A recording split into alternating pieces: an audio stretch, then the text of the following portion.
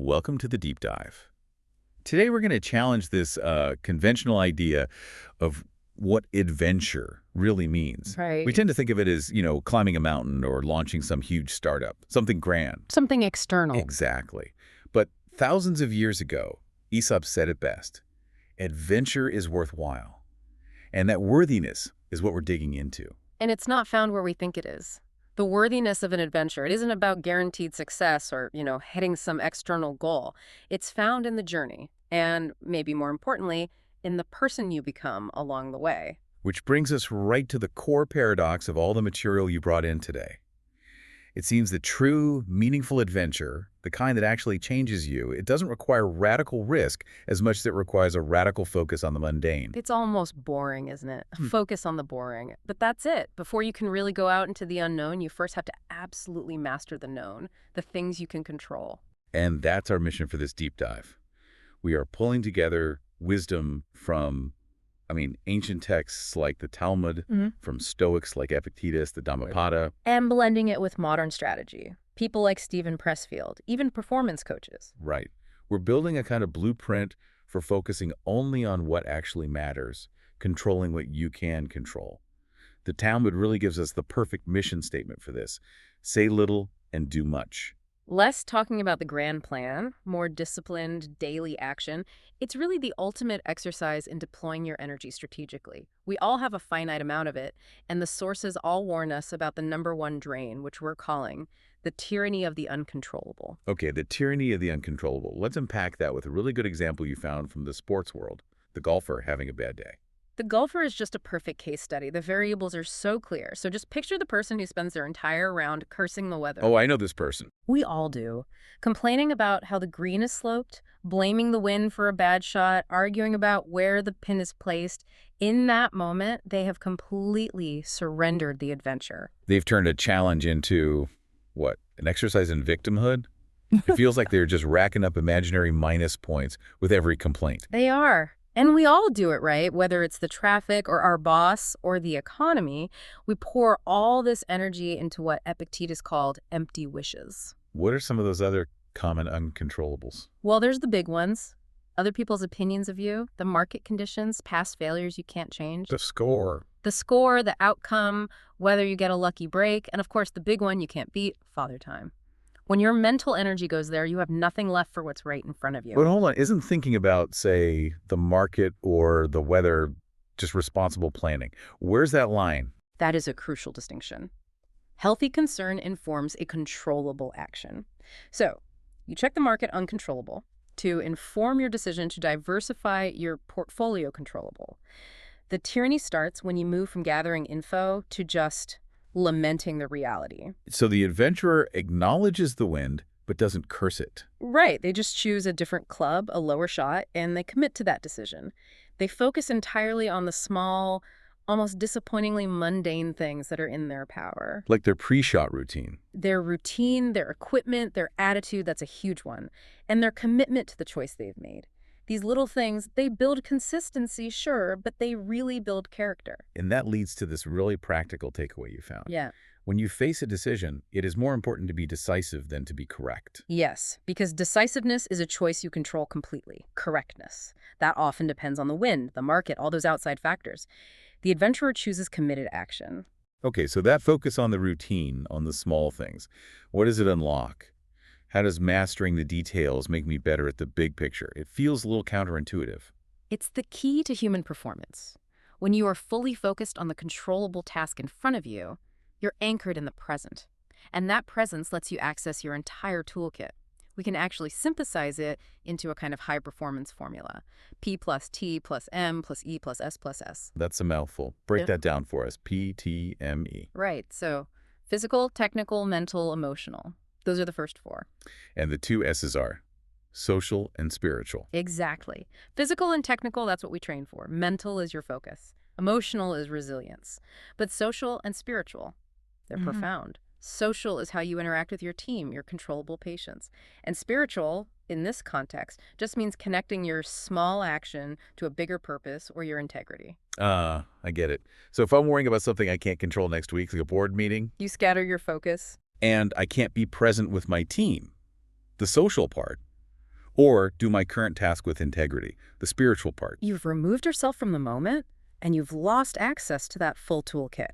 You've got to free your mind from past regrets and future anxieties to make room for all of your capacities. This sounds a lot like that quote you found from Matthew McConaughey about being less impressed and more involved. That is the psychological key right there. We stop being so impressed by the stuff we can't control. Someone else's natural talent, the lucky break they got, how hard the problem is. And instead, we get involved. We get more involved in what we can actually influence right here, right now. And this seems to hold true for acquiring any skill. The fundamentals always feel a bit boring at first. They are boring until they become the bedrock of everything extraordinary.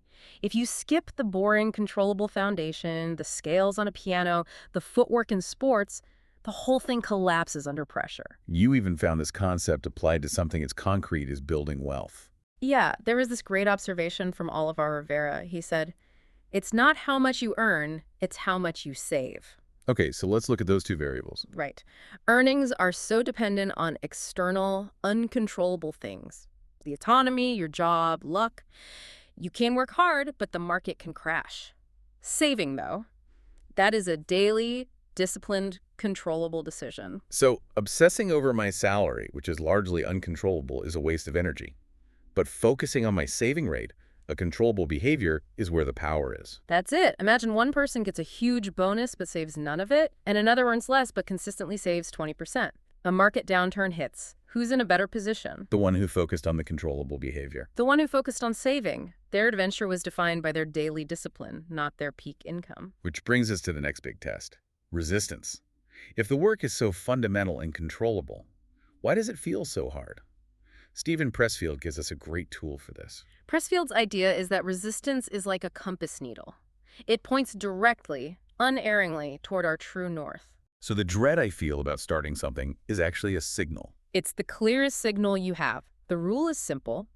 The more important an action is for your soul's growth, the more resistance you're going to feel. That's like Newton's third law for the soul. An equal and opposite reaction to a meaningful goal. It's a perfect analogy.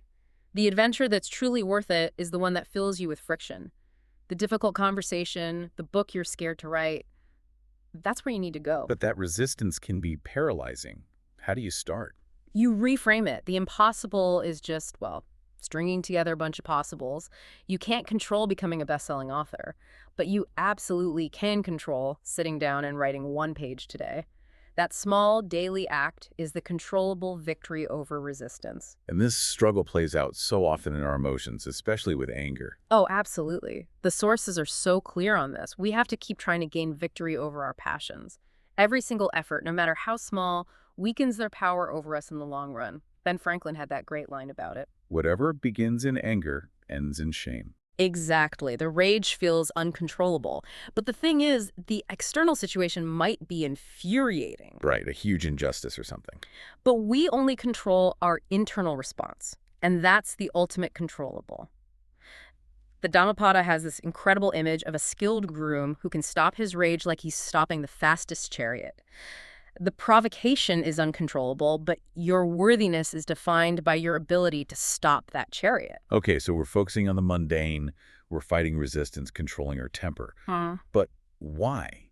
Why is this all worthwhile if the outcome winning, selling the book, is still so uncertain? The answer is in what we could call the worthwhile witness. We're not performing for the crowd, we're performing for an audience of one or two. And Volodymyr Zelensky had a powerful take on this. He did. In his inaugural address, he told public officials not to hang his picture in their offices. He said, "I'm not an idol." Instead, he told them, hang your kids' photos instead. And look at them each time you are making a decision. Wow. That just instantly shifts the focus from external heroism to internal duty.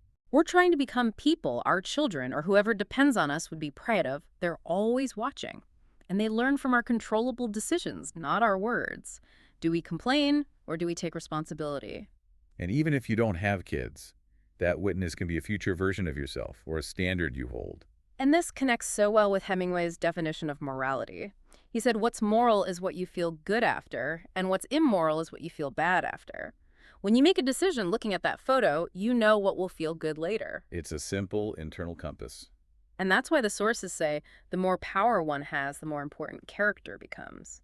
True power isn't controlling outcomes, it's mastering the self. That's the one thing no one can ever take from you. And you see that self-mastery in its purest form with kindness. Mark Twain called it a language which the deaf can hear and the blind can see. Kindness is a perfect example. It doesn't require perfect conditions or cooperation from anyone else. It's just your controllable action, your patience, your respect, your compassion. You can choose to be kind right now, no matter what. So this all boils down to a daily practice. For anyone listening, how do we keep score in this internal game? The simplest scorecard is just tracking your energy. Give yourself a plus point every time you take responsibility for something you can control, and give yourself a minus point every time you complain about something you can't. The goal is just to get more pluses. And this applies to everyone, right? The Talmud teaches that both the rich and the poor are tested. It's a universal test. The rich person is tested on whether they give support. The poor person is tested on whether they endure suffering without complaint. The pattern again. Neither controls their circumstances, their wealth or poverty, but both control their attitude and their actions. Exactly. And this is what Epictetus was saying centuries ago. He told us to put at least half of our energy into freeing ourselves from empty wishes. Half your energy just on acceptance, on letting go of the It's uncontrollables. just on that. And then the remaining half is laser focused on what matters. Your choices, your integrity, your effort. It has maximum impact. It's just efficient self-mastery. And this daily practice leads to this ultimate freedom that Buddha talked about. Even death is not to be feared by one who has lived wisely. Because that person spent their life mastering the only thing they could control, how they lived each day. They can't control when they leave, but they ensured they were prepared because they focused on what mattered while they were here. Jon Kabat-Zinn really sums it all up. The little things, the little moments, they aren't little. They're everything. Every pre-shot routine, every victory over anger, every dollar saved, every time you're humiliated and you're willing to just begin again. These are the building blocks. This is how winners behave long before they're actually winning. Which brings us right back to Aesop. Adventure is worthwhile. Not because we control the weather or the winning, but because we control our attitude, our effort, and our character. And that internal transformation, that's the only guaranteed outcome of any real adventure. When you commit to focusing only on attitude, effort, and character, you realize you have this unassailable source of power. Your self-worth, your integrity, they no longer depend on the world's uncontrollable judgment. That internal security is the real prize. That is the freedom worth pursuing. So as you go about your day, think about this. What resistance is pointing you toward, and what small controllable action can you take right now to move toward that true north? We'll see you on the next deep dive.